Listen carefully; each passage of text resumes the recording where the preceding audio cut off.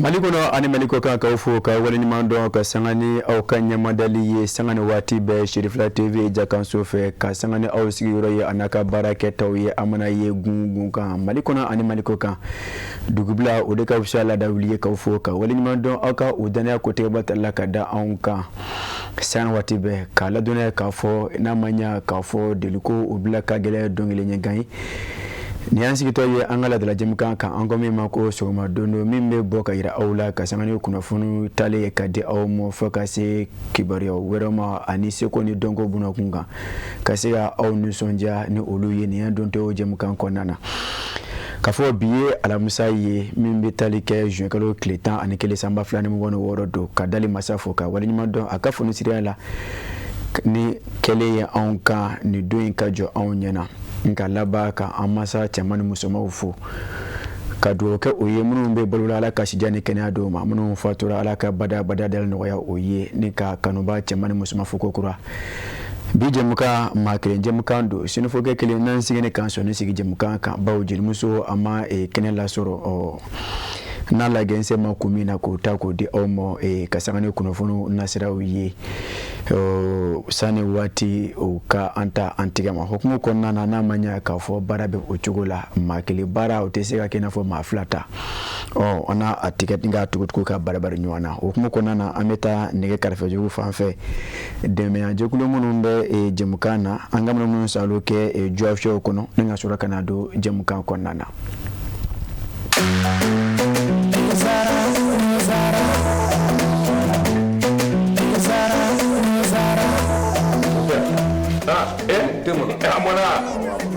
gani de abe me wuli fes magawa mon père mali bebe ni lele bare ni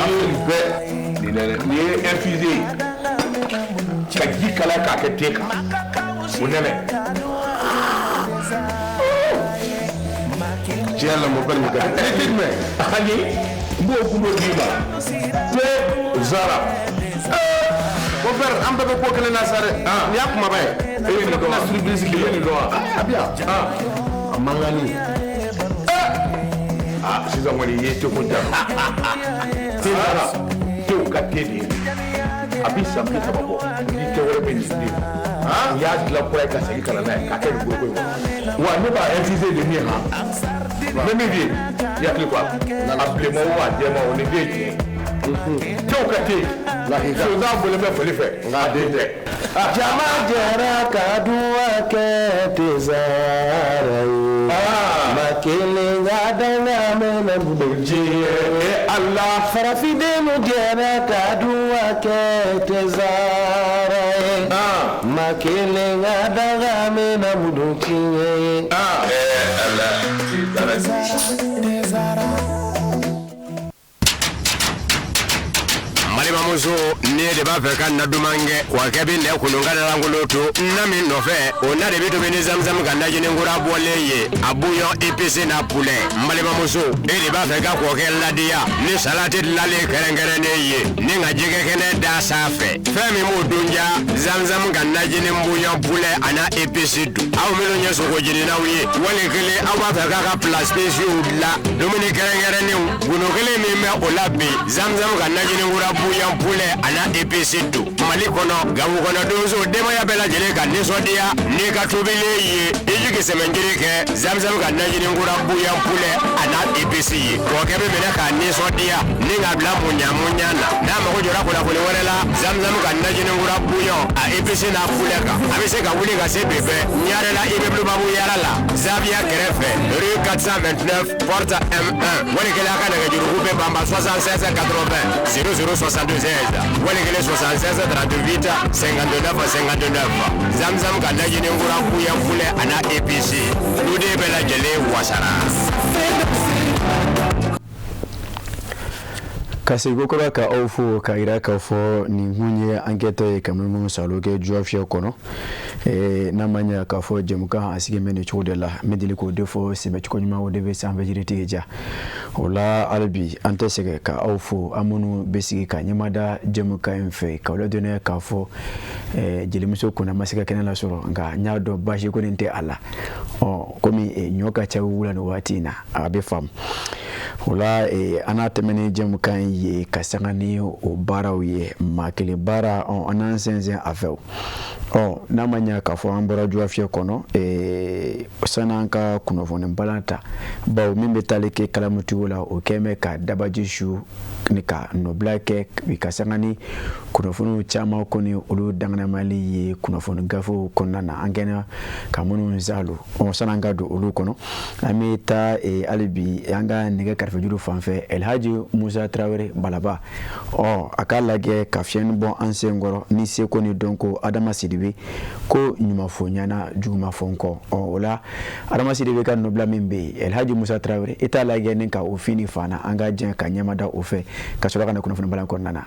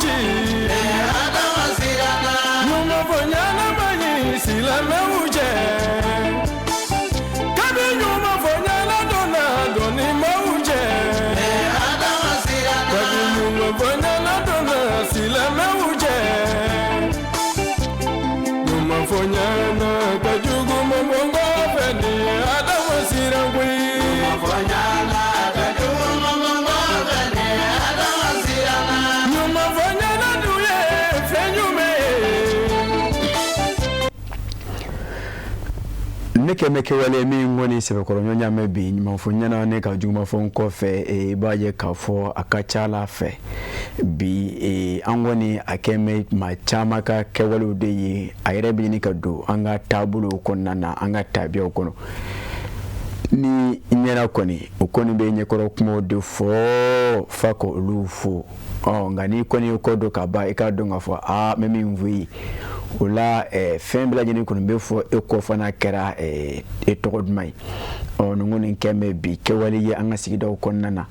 ngunu ni ayeme ka fo ayre be ni ka farat anga maya kichuya ka telma awarala nga amedo de kan yiraye alaka hakli nyuma dama manviya koni signyo ya be ola adamade be ola balma ya be ola baraka nyo be ola madama ni koni be manvi ga nyuma de fe iba kanu ka min woni fo ayi adola akera gelema yo walma kera no ye eke joko fo anyana ore nyonte nga ebi den ka fo akofe adola yele ba fo kokoro fo tere misika fo anyana kama choro ke chende ne keme onga tabulo yebi awa se ko nyonyambe ate du kono iba ye ka fo abeski ngono abeski nyomo no nyonche ni koni nyana koni ame to duma fo ki tare ki kena fo yira nyonde nga ala kani chigi ko do ka wuli ka unsiglinto ami ka fini chongo wala ma fo la ka ri madama alibi ka kanu ba chamani musuma fo demizeni mabakoro maliko na an maliko ka krena ma ame forita ka dini watina nyono ka uma segu marabulu kono jemukan asebe ko fleme nambora yi ameta fana ka ufi kateme kata fajiri ngaso jemukan sebe ko la gemen yoro ko fo nunu ko fo ko wala nyando kafo ni ye ando to yi kuna fo mbala o kona na ina fo la de la no o kera ame fo la kan so ni sigimin kan o de jamana ka fasire na ngoma ko esor nani esor tabi kasano o ka bi boliye mimbe be o ka bol ko ba fula kemeworo binani ane kononton kasangani ni ye ba ye kafo kalamukala ti akone aye dabaju shu jila mimbe taleke magan sisogola ne ka no blake hokumu konana aye ayira kafo namanya kafo samia wala ka senzen kado ibaye kafo jibe dele ka chenike jamana konana no wati laba nununa ni yota ko lage namanya kafo manivin somne ode shubayi akonige mesababu namanya kafo ji dele ka chenike fagase manivin ni kasaralema jamana nyama okoni ye fero sigi senga mimi sika kesababu wala sa kasika olu sa nani ajiba nani akasara ninka dogoya faga se ka korolo ne ka ba hukumu konna na ibaye kafo fere chama sigila ofe mali jamana fa ba kono faga se bamako wero mo na manya kafo abaro furba nundona ka benin mekalo kleta anani temenenyi mali bamako fa ba aki yara kafo worona kelingen na bla jene konna na mimbe talike kasiga fo se diga ko lu labo faga se jite mesraw ko lu kono labla janko ji kasiga teme ibaye kafo obaro koni abese nabi maira besika fo chama keme alabo mimbe talike kasika fosedigo labo jika teme liata kemesoro kemesara ibaye kafo aseme bikonoto aninani ngori kemesoro bikonoto anani bonyongo mabi humukona na baoni atarage kabene arabado temenenyi mamunu kabara koni bemme kasika nuko larawe uluka nyama yaso uye ayira kafo ulu yimunu saluke yoro chamana emoko faba kono ibaye kafo baramindo abulodame kabe klebinane anduru bonyonguma nga mi sorla kaba ola ode klemwa anishegi namanya kafo amusarabu ba ode budget spécial d'investissement 2026 ye ibaye kafo abara okoni mabisiga fo tare do bawo alanyini ye miye ode ye kasika jitemesera ko lu sebe korbo sani samia ji kasika na hukumu konana machama ye aye kafo no bobala kaye kewale na bawo komunu mbe bamako fa ba kono namanya kafo nyama kungeme ka ko ngiri wa machama fana kunna meso joko konana okoni bila ma kasangane bara nunu keliye ibaye kafo akeme sababu kasika chama bo ulula baw mamunu ko so ku mejite mesira ula ulu chama okoni wala ngatara kabui jite mesira fana munun kumbe ibaye kafo chama boro ulula mado okoni munun ka so okoni bebe fo se diga nunu korlama ibango kinchama kono ubala ko kanu so se ko dangana maya ne ka jamanya mawfu kasangane ne ke wali ye baw uyi ayira kafo ni monna ke ashengale ye baw uluka yitala kaninyo bara balla be samnyenye bla barola akoko umadelika ke ngani ya tagalage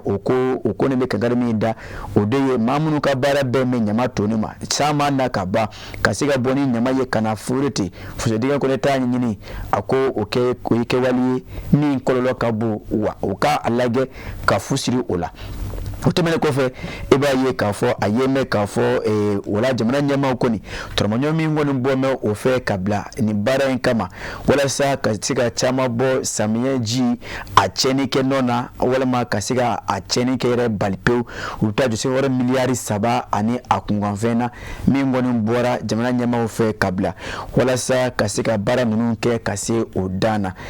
ola mamunu ngoni be ni olu gerezege dona abarola baw fo so diga munu tememe o ka dawla kaba ari ka fo muluna ka fe fakasi sochiba kauma olu chama koni akano ko kan so ko dangana malani ka laba ka jamana nyama ufu hukum kona na fakasi ka wuli kan kerenga ne bla jamana kono doma ka ira ka fo ke wala min fle kanu do jamana nyama ufe akata ka do bala wa bala jene ka fara jamana nyama uka baw makeli ngote o na manya ka fo abe olu de kadala okonika oke doga fara oka maya ke chogoya kan kasangani sanu ya ke woluyi akana ke jamana nyama uka bobi sama na anka nyama onche kake akono ako oyikonye ke wali mabisi ka fo ote konyuma ye jamana de nyuma ya ke walite oyi faso de nyuma ya ke walite oyi ko jama ofana kalage maofe munu ka so koni bome kanyeshi komo animunu ka daw bome kabla faso diga olu dawla fasiri anya salo ka bo sor kono kasangani magansi sugo aleka fasiri ame sor bla ameta yaf mabala independent o konnana nanye independenta ebaye kafo ameta mami Shaka Traoré ale de ye fasiri ke kaira kafo mi metalike yaf mabala la fasale kulu membe ne oka baro beta ka nyeshi siraba bololawma nakadi oko amo syndicat national des chauffeurs et conducteurs routiers du Mali actuellement ode sina kor Mali oko ni ya yira ka fo sirado koni be ne fera make ka olu chenero do glambe jenkalo klem wanata eko olu tna okata ni sigino ko nyongiro osira ko nanawa ni ata kalage fasirike ba Shaka Traoré ay ayira ka fo mobili bolla ko la fasale kulu bamembe ni abelo syndicat national des chauffeurs et conducteurs routiers du Mali actuellement ode sina kor Mali ye oye ayira ka fo mimbe talike Bamako kai osira Bamako kenyeba ane Bamako kajanana ko yani juin kalo kilemwa natache ni glane mata ka nyeshi osira yoro doma eko olutna lagene ka sojurlike folo otani segula kasangane oka bataki doye omi keka beni juin kalo kile sabat meneyi kani oye ataka tengo Mali jamana ministry sola minka baro beta ka nyeshi tani sege baro ma faso Mali kono oye ayira ka fo ni ke wale min fleni ni ako olu konumbe yaf mabala jamana nyama la dunia sina koreka korofo do ka yira ka fo la yene min be olu la kasangani ni la nyini ye odeye kasika mobili bolla ko olu tangani ko kishi kasika mobili fana kishi kabo yaf mabala bamanchi ke walo olu ka janvo siritamo madama ne kasika olu fana be keso ka mamunu ta kabo osigo la katano oyi fanwore fe kasika olu tangani ko kishi ako kuma kona na mimbe talike sina kore au secretary general la akoni ayi independent mawye ayira kafo olu ni osira ka kuma nyanya ako okoni be ayira kafo olu mafo sira nunu bela jenika glankui nga yoro do de be sira nunu konana kafo olu sebe koro chembe oyi cheni danye wa anfle ka do wati menu oyi samia watu ye ibaye kafo no okera bolofa de beke aka okumu konana ko olu ye oro nunu suwanti nika laba ka jamana nyama ko ni la dunia ka yira kafo olu yo ko ni kasi ga gla sira beglani kote yoro munu ngoni ndo ni o chembe wa baw jara wala kulube oro nunu de bele baw ubado wa foni mobili baw sira oro ko fe na be o tisega bolu bake ble obe wajibi ani ka dobo bolu ketawla onu okera obe fere o manu ko ka janva jugo ke wolu ko dangana maya mimbe talike Musa ba wala no oyibe talike sina kore asire general kasangane independent mauka fasiri oye ajira kafo ulu kono sira ka Musa ba wo kuma nyonya Musa ye ajira kafo kasi okorenga kafo ulu koni ye yoro do de suganti ko lu yira jamana nya maula ka ajira kafo ni yoro nunu ngoni sebe ko cheme amobili bule amandoko madama iba ye kafo ka Israela ako abise yoro duru bonyongoma okumo mako point nord abiba ye kafo mobili bawo ulu maso oro nuna abe wajibia okadobo boli ketala jara wula ku do sume okewalila ka jira kafo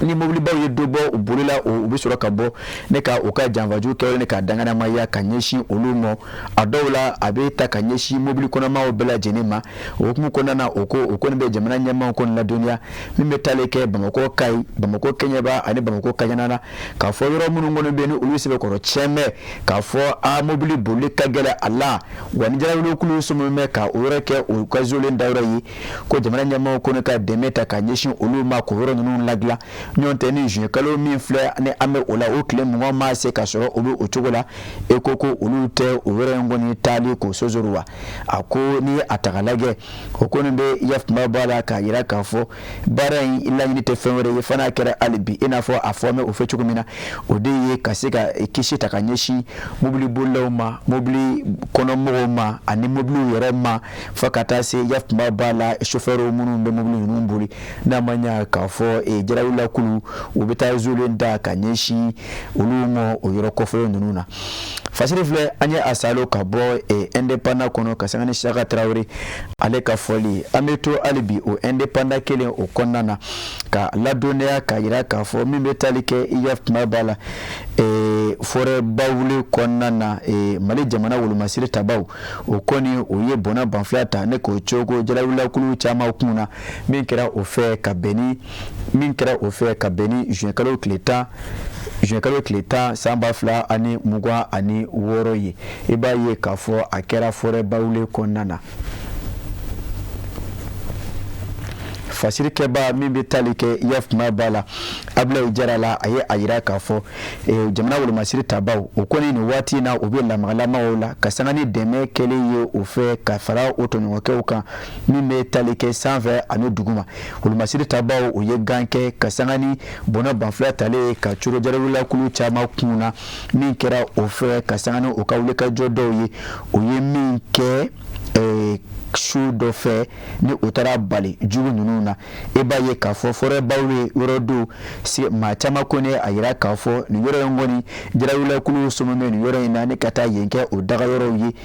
obito wata oka janva jugu siri ofumu kone na eba ye kafo mali jamna wolo masiri tabaw kasangani oka bara bolo dalo ye baw obala ka jugu no fege umaye jian fanfan fe ne ka woni jian fara nyonya odekera sababu kasangani jengalo kleta anyi o shifa onve eba ye kafo kasangani oka lakana sabatili ke wali doye mali jamana wulu masiri tabaw okoni tara yaf mabala bona banflata ne kacho jugu chama kuna ni yoro kofo na yoro mimbe bamako ani kitache osira kofo baw ma chama ye ayira kafo mimbe tarike jarawula kuluka ke walu chama na mimbe ke ofe ni sira kofo na kadamina bamako kata black kenyebara ko ma chama ko ne ayira kafo fore bawlo ne keme odaga yoro ye odokumu kona na eba ye kafo oka bamanchike wale minkera ofe ka bene avec le claim wa minduru temene faso malikono ko anga wulu masir tabaw labana kata tigeda o chama ka no foro bawle konana hukun kuna kala ka hakle jigi kafo ka bene jengalo klegale samba fulani ngono woro temene eba ye kafo o prembara ni do koni nda sirala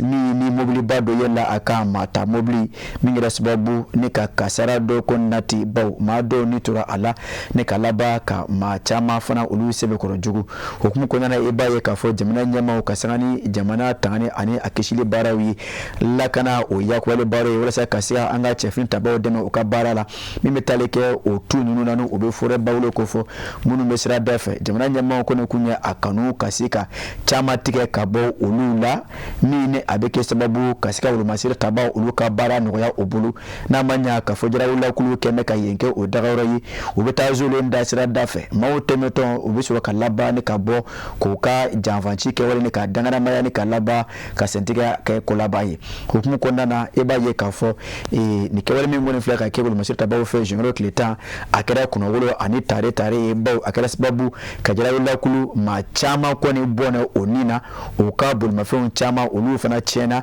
o ka kelke mino fana chama laba ne ka olu fele ngulunchi ko da kulunchi eba ye kafo fasiri keba ode able jaraye anyi atomo kabo alenona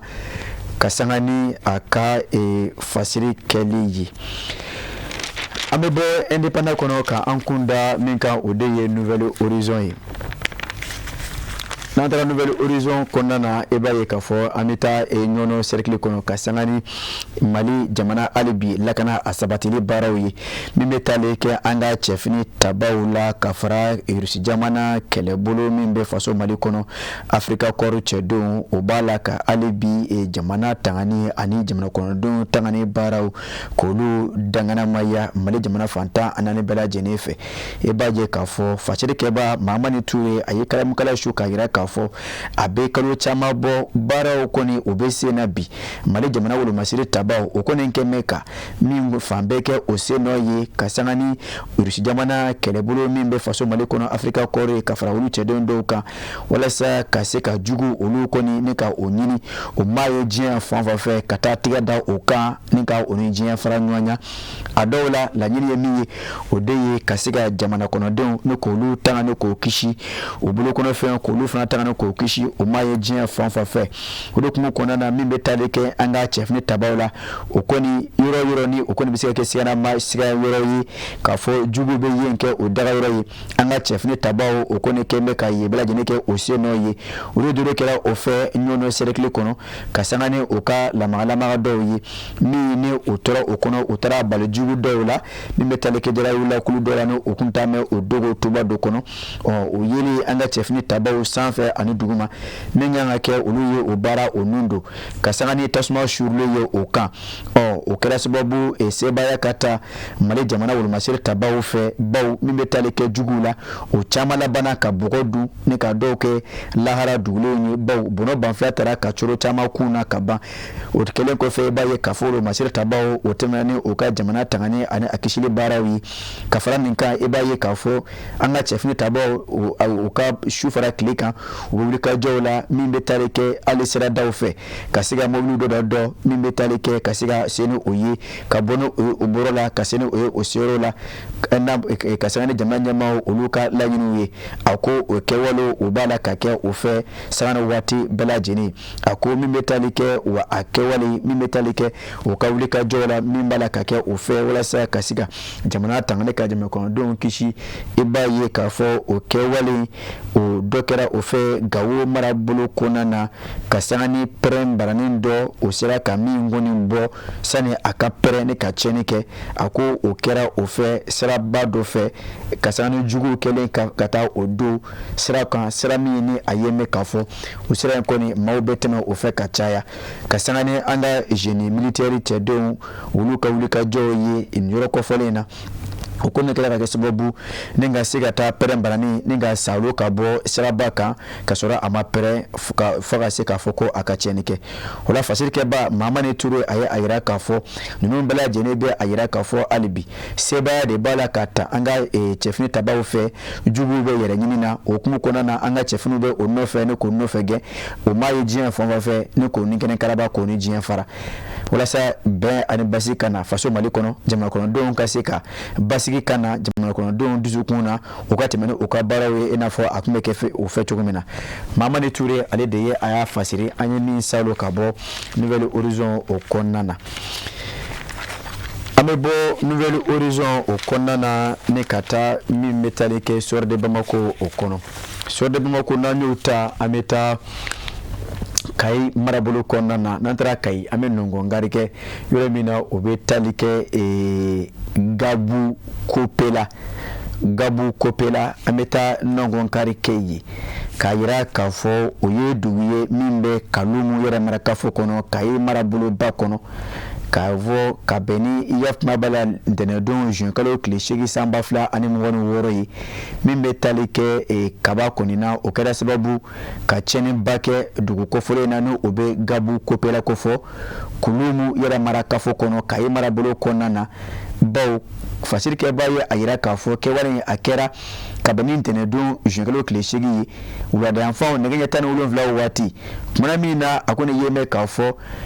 chemsenu do kono kume o farikulo nyina je barawula bolonta buna kun kan kasiga o farikulo ne ko bonywana ibaye kafo fiamba do kono ye tili damine ni anabana kan no fetuko ni samuru monu do yi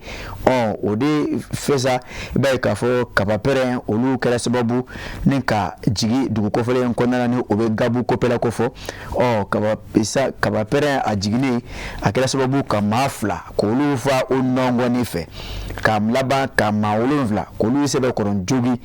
ma fila minnu ngoni mvala olu labana olu sutrale o kɛra o duguje ma wolonfila minnu sebe kɔrɔ jogina olu tara ne katani o yi kɛnɛyaso la ni ka se ka kɛnɛya ta ka ɲɛsin olu ma fasirikɛba Yusufu Konate a ye a yira k'a fɔ an bɛ don min na fɔ bi olu kɔni ka kɛnɛya ma bɛ se ka fɔ ko tare do baw nɔgɔya b'a la ka kɛ a labana ka hakililajigi k'a fɔ ko salo fana samiya kɔnɔna na i b'a ye k'a fɔ ko kabapɛrɛn a kɛra sababu ka cɛnni caman kɛ maa caman a yira k'a fɔ min bɛ tali kɛ maa wolonfila bɔ ɲɔgɔn la a kɛra sababu k'olu va o hukumu kɔnɔna na i b'a ye k'a fɔ ka sanga ni n'a ma ɲa k'a fɔ an b'a la ka don samiya la a ko ni ɲini bɛ maa fɛ bɛɛ lajɛlen ka kɛ basigi karamɔgɔ ye ne ka jateminɛw kɛ ka an mabɔ kɛwalew la kɛwale minnu bɛ se ka kɛ sababu ka se ka na ni tiɲɛni ye ni san b'a la ka na o dɔw ye bɛ tali kɛ ji kasara fo ka se kaba kasara ma kun kɔnɔ ji kasara fɛ a ye mɛ k'a fɔ sira minnu kɔni bɛ yen ni ji bɛ tɛmɛ olu fɛ an kɔni an ka olu bɔ ji ka tɛmɛ ka taa a sira fɛ bawo ji tɛ a tɛmɛ sira bila maa ye ni o tɛmɛna k'a fɔ i b'a ye k'a fɔ ni kɔni ye sira minɛ ka ban ni ji nana ka kɛ mɛ ka sira ɲɛma tunu ko maa kan i kana gɛlɛya k'a fɔ k'i bɛ don o ji fɛ i m'a ye sen na walima i m'a ye bolimafɛn kɔnɔ o ma tɛmɛ ka ban i b'a ye k'a fɔ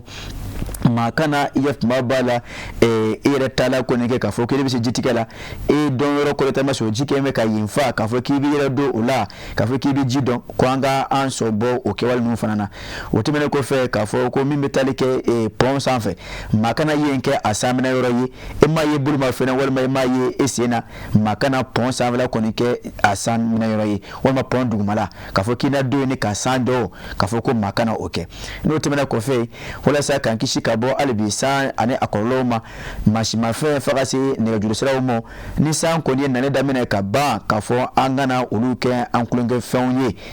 min bɛ tali kɛ parasolaire la maa fana kana o ta ka yanga e kun na parapluie o nɔ na ni san bɛ na o hukumu kɔnɔna na telefɔniw an ka caman bɔ olu digidigi la ni san kɔni ye nani daminɛ fo ka se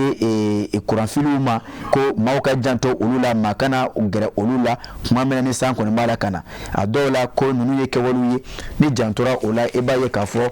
nɔ bɛ se ka bɔ o la fasirikɛba min bɛ tali kɛ yafuma b'a la Maimuna Dunbiya ale de ye a fasiri an y'a salo ka bɔ Suwɛri de Bamako kɔnɔ ka se ka bɔ bi kunnafoni bala kɔnɔ an bɛ taa le drone na n'an ye le drone ta min bɛ tali kɛ yafuma b'a la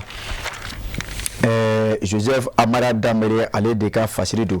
a ko an bɛ don min na i n'a fɔ bi n'a ma ɲa k'a fɔ jamana ɲɛmaaw kɔni ye ala ɲini k'a fɔ moto minnu kɔni bɛ yen ni olu silindiriw ka bon maa dama maa bɛ se ka min faamu o la ni o bɛ tali kɛ dakuruɲɛ kelen moto baarabaw la sandeliw ni abjunu ni absoniki fo ka se o ɲɔgɔnnaw ma n'a ma ɲa k'a fɔ a yera k'a fɔ ka olu kɔni olu taa ni ka segin k'o jɔ jamana fan naani bɛɛ lajɛlen fɛ min bɛ tali kɛ k'a fɔ ko kɔlɔsili dɔ la o kɔni kɛmɛ nin waati na juwa fiyɛ kɔnɔ kɔlɔsili min don i b'a ye k'a fɔ dantɛmɛ kɛwale don baw moto min kɔni bɛ yen ni a ye mɛn k'a fɔ olu bolo kɔni daga mɛn madama Jakarta ko bina ka biya olu kɔni sɔrɔlen a kɛmɛ katabali banani sudansigi kɔnɔntɔn ye baw a feerekɛlaw kɛmɛ k'an tɛ san k'o sɔngɔ ta ka da a kan kabini jenkɛlaw tile 3 tɛmɛnen ye jamana ɲɛmaaw ye a yira k'a fɔ min bɛ tali kɛ moto baarabaw la n'o ko ma ko gros cylindrigu ka a yira k'a fɔ olu kɔni bololi jamana ɲɛfɛ olu kɔni ka jɔ n'a ma ɲa k'a fɔ o kɛra maaw kɔni girinna ka da min kan o de ye Jakartaw ye o hukumu kɔnɔna b'a ye k'a fɔ Jakarta a sɔngɔ a tun bɛ daminɛ 70,000 bɔ ɲɔgɔnko la nka a ye mɛn k'a fɔ nin ko fɔ ni bi cɛ Jakarta sɔngɔ a bɛ daminɛ 96,000 ka taa bila 100,000 kɔ la ko ni ye kɛwale ye maa bɛ se ka fɔ suko ani dugujɛ cɛ do fɛrɛ la Jakarta sɔngɔ kan ko ɲininkali min kɔni bɛ kɛ fasirikɛba yɛrɛ ka fɔ la o de ye yɔrɔ mun n'a mɛn ni nin sɔngɔ yɛlɛlen ye fɛn min kɔni tun bɛ tɛrɛmɛ ka daminɛ 70,000 la bi ka bari k'o ye o sɛmɛ 96,000 ma yɔrɔ dɔw la 100,000 kɔ a ko ɲininkali tɔmi de bɛ jɔ mun n'a mɛn ni o yɛlɛlen ye suko ni dugujɛ cɛ a ko taɲini jugu a dɔw la a bɛ se ka kɛ o ye ko ɲɔgɔn tɛ maa kɔni ma kibaruya sɔrɔ k'a fɔ diɲɛ bona kun kan k'a fɔ do fɛrɛ la Jakartaw sɔngɔ kan walima yɛlɛma dɔ donna Jakartaw dilancogo la walima k'a fɔ ko ale ka dunu Jakartaw kɔnɔ ko gɛlɛya donna o la jamana ɲɛmaaw fɛ Jakarta feerelaw kɔni ni kɔni maa caman kɔni ye mɛn k'a fɔ Jakarta feerelaw caman de fana kɛ mɛn kan taɲini jugu fara o taw kan nin waati laban in na n'a ma ɲa k'a fɔ maa faama kɔni keme ka giri ka da uluka uno ngoni fe oye ayira ka fo chama ko ni fara me jagata songoka bina ka biya ni ko ntame jo jagata sko ka fo ki bi jagata sa ni matano wa keme anukoyi adora bulangulu unasi kula ko wuri da dogo kan shi jamana nyama umma to mina o ka siga fereke ni ke walena no to nya tana ni tuwe de baje ka fo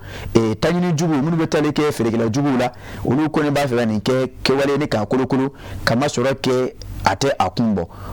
fasiri ke banu ubitali ke Joseph Amara Damelela ayi ayira ka fo kasiga do farate songo ka ako anyi mali jamana yi shere jamana du ako utisaka ke ucho ko nana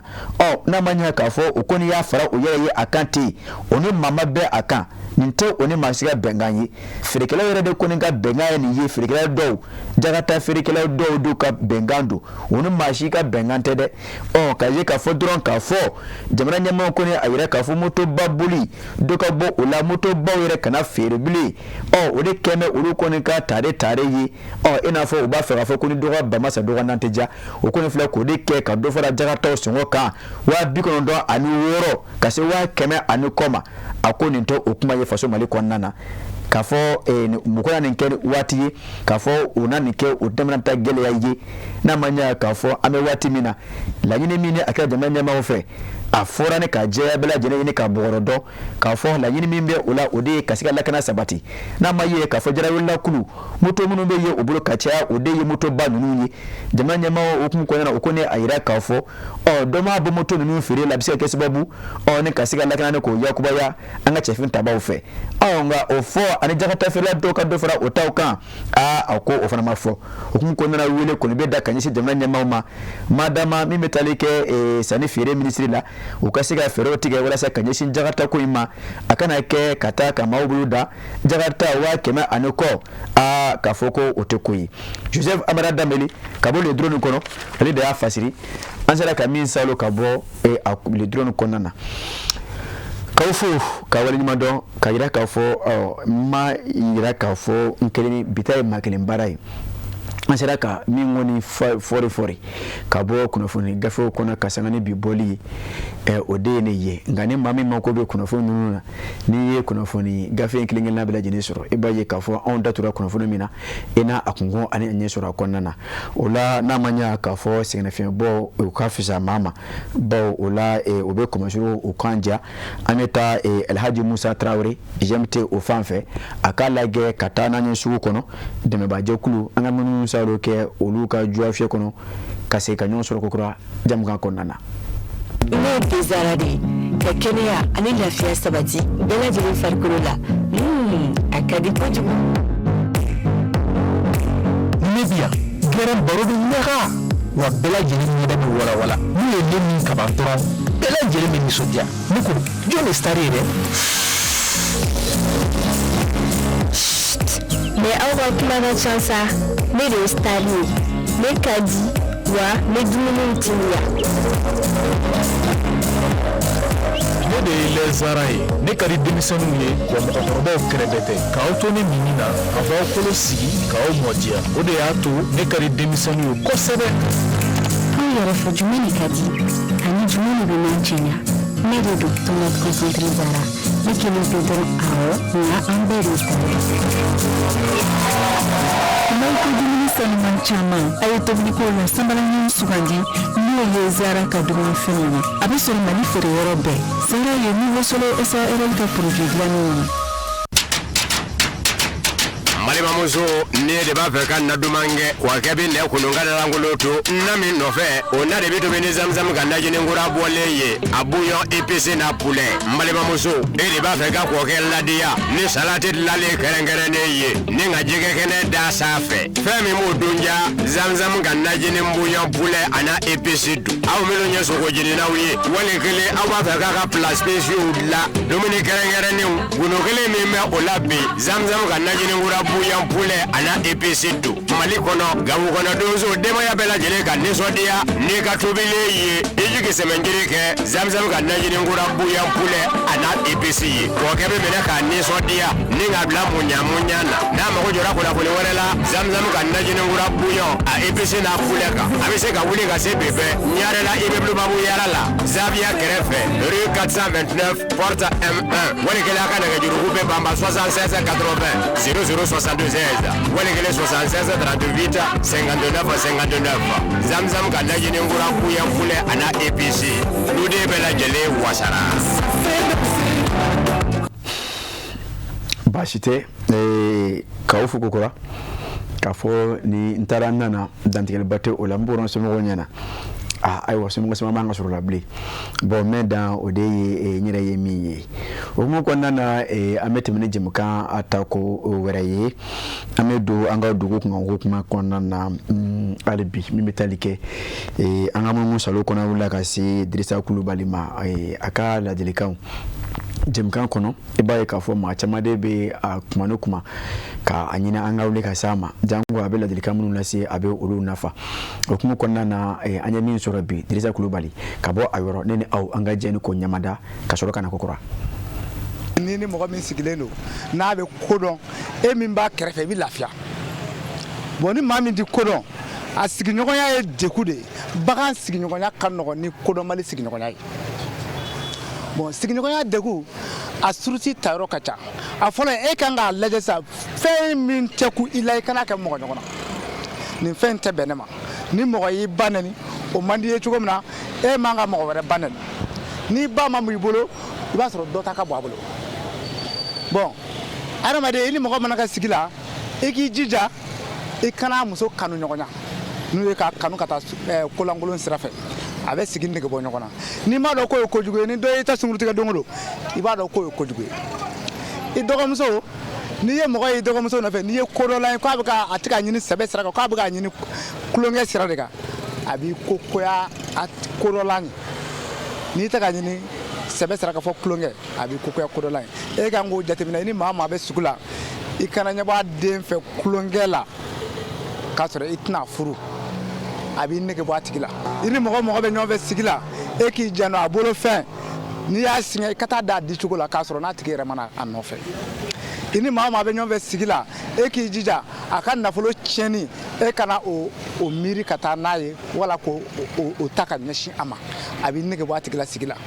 ini mama be sigila e ki jando adeun e ka o gasi sigi ka soro na magani naloma ya gasi sigi marsadu aramade no be mo gasi sigi halate mo dem la fena wala ka bo fena o naloma ya gasi sigi ka soro na magani o akaka kodon gasi sigi e ka de gasi sigi ini mo do be sigi la amuso e ka gasi sigi ka soro na magani naloma ya gasi sigi mari ini mo muso we irella e ka nga kuroje me e ko ka ma bonye ma bi ma kuroje ni hakli ka soro na magani dokali bon ni ma se ka ma kuroje ni hakli ni aka dokali o tigi teson e ka foka ma belengwa o yo bale araba de me kuroje ni hakli de ate kuroje ni fangal sigila hali alama de ni bibu ka sokono ebe moto la moto manga ma be ebulu ibaka parraw ka dobe o mangana o baka kare kono e to kalama no sunogola o somo ko fa alhamdulillah asunogola sa etna ke ne ka bulma feka manga suguye manga min da la dai ka akunu ga sunogola yu toro bon o na nyogona chama ni mo be sigile kan ga ne be jatemine o na be loisila aka ga jatemine karsa de be nyegen gola ani dengo nunu de be loisila se nyogama aka go fana jatemine ina fo nyegen go turu selema e bana kitako aturu sirani ma o yako aturu sirani ma eko kika chikacha yo ki bokan bon o manga ke beka chide kacha bede be chido blaka chido ke ni mo jatemina sigi nyongana ibe do doka hagela Drissa Coulibaly e ami fuki wala ma don ni echen adamaden ira sigi me femi kan odeye gashi o hukumu ko nana ba ye ka fo bamana ba fo ko ni gashi kunye sura fana ye ko horon beshi kongona e ba ye ka fo gashi odeye GFM bela jeni o nga gashi pour que ka don dron da kurinye kele femi tebe ema kana ke ma werela ore ba donc ni ma ko ni yesu go mine ko pruti o ka jugema e kano ke ma werela ko nyire bane fleta afo chugo werela o te femi tebe e ma kano ke ma werela ore gashi ni ko ni sira ko don e b'a ye k'a fɔ a dɔw la e bɛ kɛ sigiɲɔgɔn ɲuman ye e bɛ kɛ yafuma bala balima ɲuman ye e bɛ kɛ jamanakoden ɲuman ye kabila kɔnɔ e bɛ kɛ maa ɲuman ye maaw b'i bonya maaw b'i tare o kan nka ni e de kɔni kɛra e tɛ maa gasi de dɔn e tɛ ko kɛta ani ko kɛta bali dɔn k'o bɔ ɲɔgɔn na ni kɔni maa jigin kelen k'o kɛ a dɔw la maa kɔni b'a ye k'a fɔ e kɔni ye maa jɔlen ye nka e sigi guna adamaden hakili bɛ e fɛ o la donc o la a bɛ bɛn maa ka baara kɛ ninnu ye sigiɲɔgɔnya kɔnɔna na baara kɛ ɲɔgɔnya kɔnɔna na adamadenya yɛrɛ la maaya yɛrɛ sigi mɛ gasi kan n'i tɛ gasi dɔn an bɛ min fɔ i ye don o don e bɛ sigiɲɔgɔn kura parce que e bɛ ne yɛrɛ bɔ sigiɲɔgɔn kɔrɔ la diɲɛ don o don o kɛra baarakɛyɔrɔ la o kɛra so o kɛra a yɛrɛ bɛ ɲɔgɔn kan maa ye diɲɛ fan fan fɛ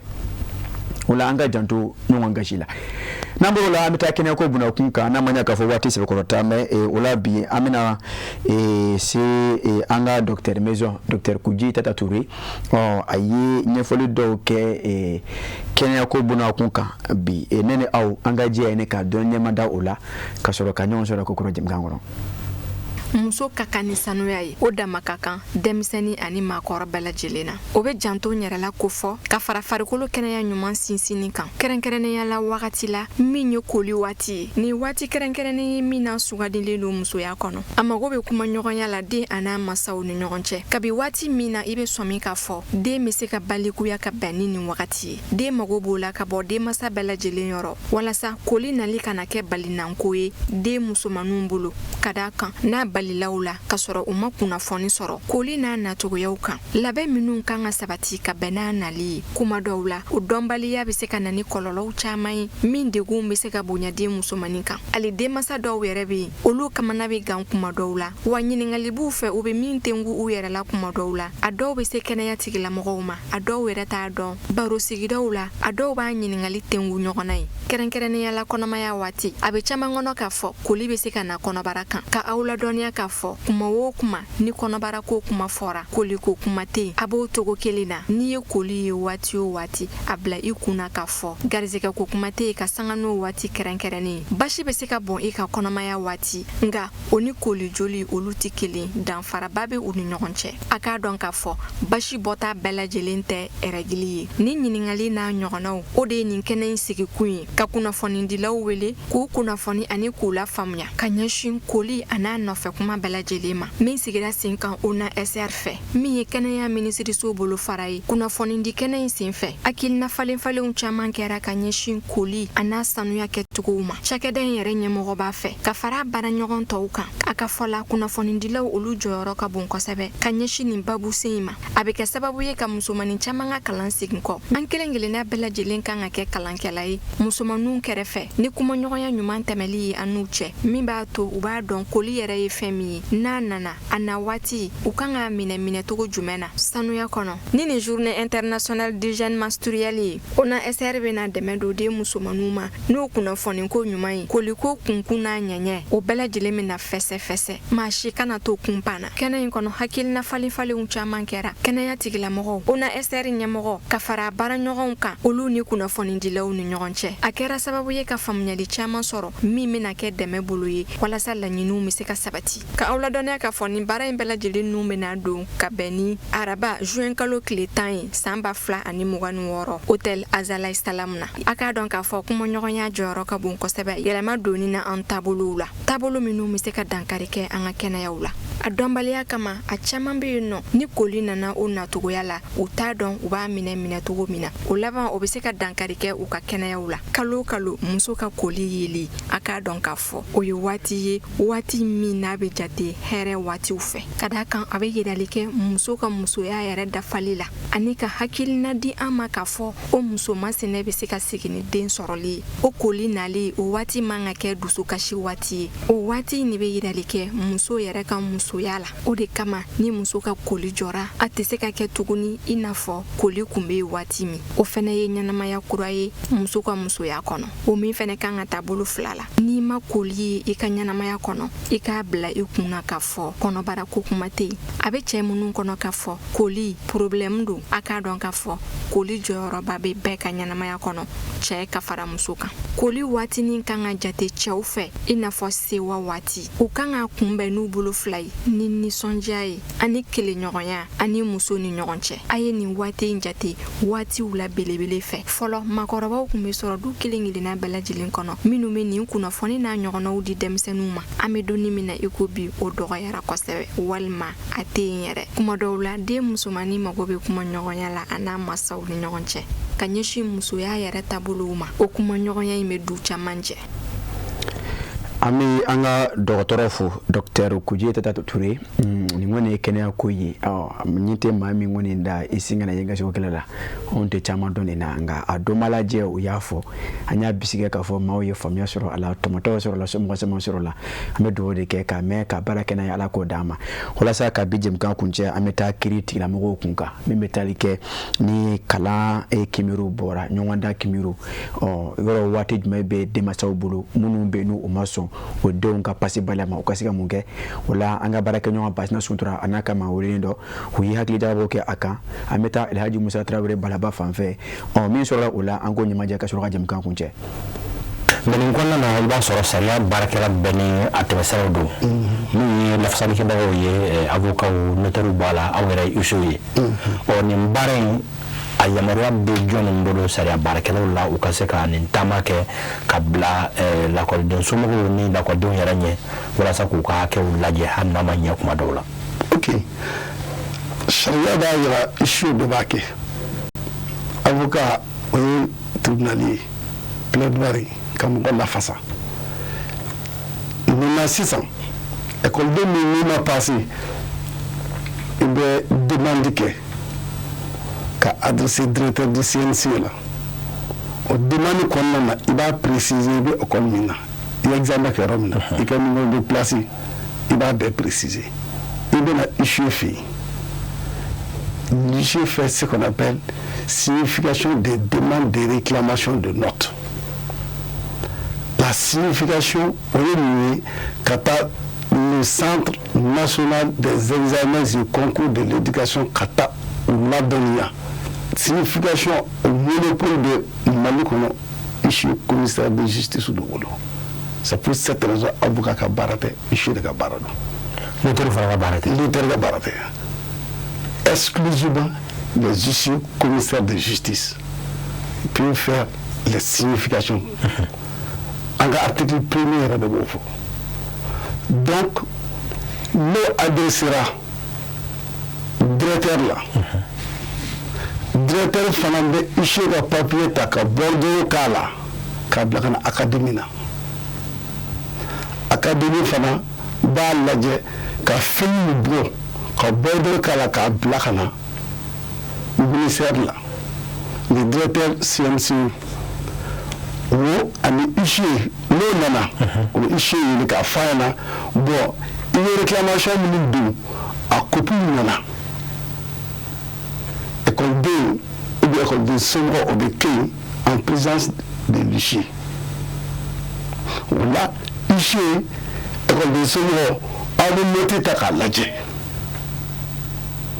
na yira ka foti tala de fosité au bas sur ministère de CNC on fana mo kele désigné l'agent chargé de la vérification pour chaque cas ou agent de désigné on flèche ici flèche école de flèche à parent flèche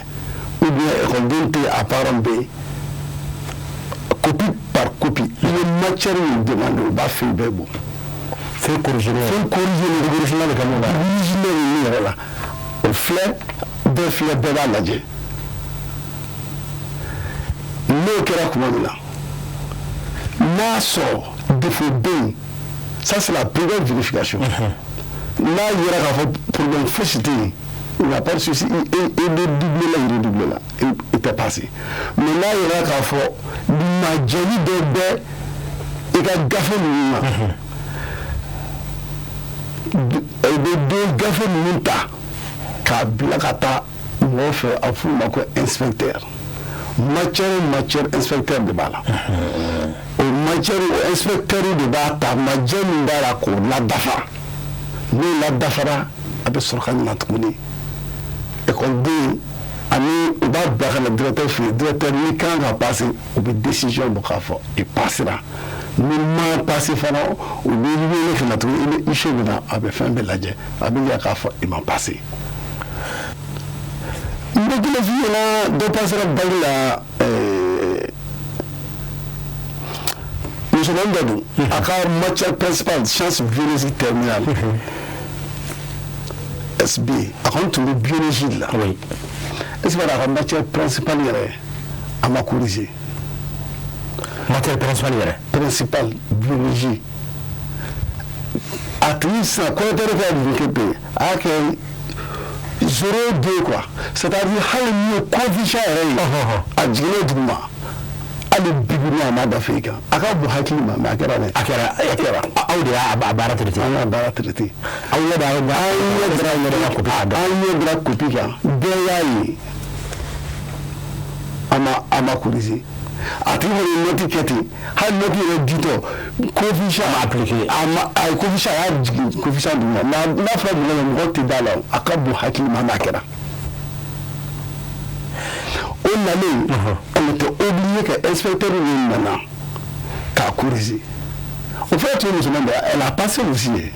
a tila ka bac sɔrɔ a ye bac sɔrɔ u tila k'a la passer nin bɛɛ ye sariya damu yɔrɔ dɔw ye n'a kuma tɛmɛ sariya kɔ a tɛ a ka hakɛ in sɔrɔ a t'a sɔrɔ wala k'aw fo k'aw ɲuman k'a fɔ kuma jate bi tɛna bilen waati y'an ta an tigɛ ma kabila jɛnɛ fɔ mali kɔnɔ ani mali kɔ kan minnu kun sigi bɛ ka ɲɛmaa da Sherifa TV Jakanso ma sɔgɔma dɔrɔn jɛmu kan an minnu kun bɛ k'a filɛ k'aw fo k'aw ɲuman dɔn mali kɔnɔ ani mali kɔ kan an ma diɲɛ fan fan fɛ k'a fɔ nin bɛ dansigi dɔgɔkun jɛmu kan fana sigi bɛ kɛ nin kan su ma janfa ni ala ma basi kan na jɔkun wɛrɛ an na ɲɔgɔn sɔrɔ ni ka jɛmu kɔrɔ k'o danganamaya k'a fɔ ala ka kɛ hɛrɛ d'a ma ala ka dɔgɔkun foro hɛrɛ la ala ka hali bi mali jamana basigi ala ka jamana ɲɛmaaw ala ka o fanga se ala ka jugu fanga ba ala ka mali basigi ala ka mali basigi o la m'a fɔ ala ka waati wɛrɛw yira ne ni aw bɛ na a k'an bɛn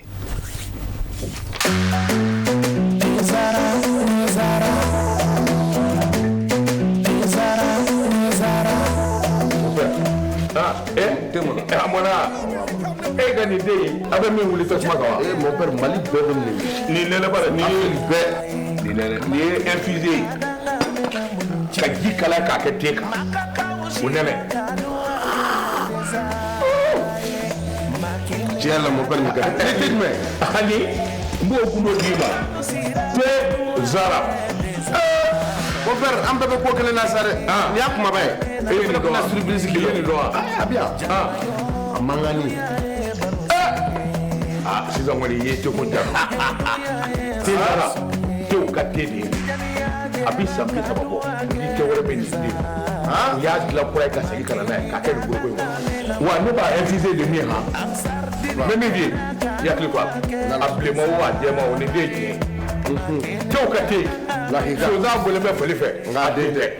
jama jɛra ka duwa kɛ te zara ye ma kelen ka danga mɛna budo diɲɛ ala farafindenu jɛra ka duwa kɛ te zara ye ma kelen ka danga mɛna budo tiɲɛ ye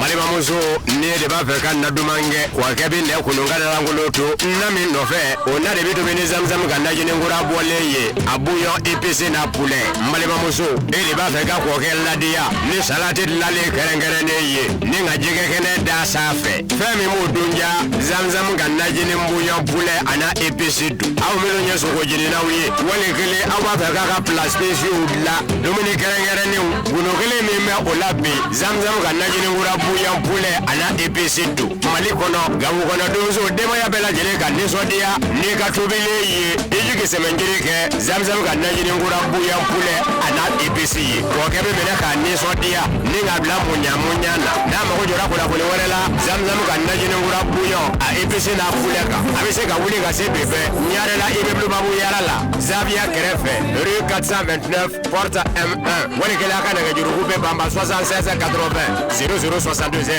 walikele 76 38 59 59 zamzam ka lajini ngura kuya fule ana APC nude bela jele wasara